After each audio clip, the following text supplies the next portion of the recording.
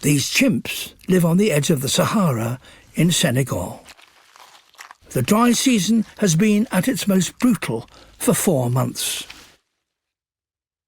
There is almost nothing left to eat. This young male spends hours teasing apart seed pods. The fibres surrounding each tiny black seed are inedible, so he must delicately separate the one from the other. Others take the edge off their hunger by chewing tough bean pods.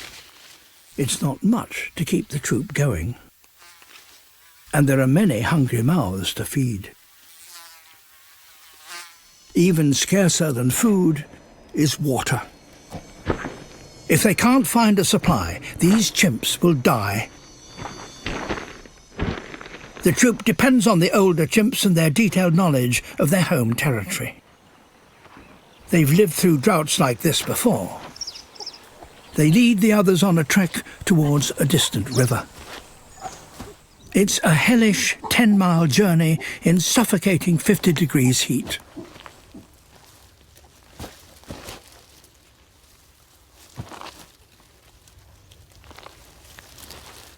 Their march ends on a riverbank, but the channel is bone dry. Undeterred, this big male picks his spot and starts to dig. The youngster watching him at work is absorbing knowledge that could be critical to the troop's survival in years to come.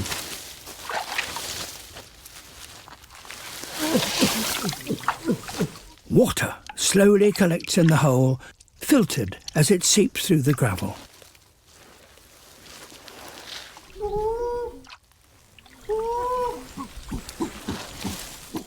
It's a moment to savour.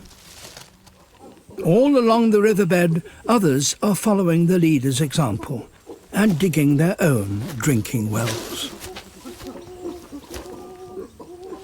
By pooling their knowledge and experience, the chimps have made this hostile place into a home.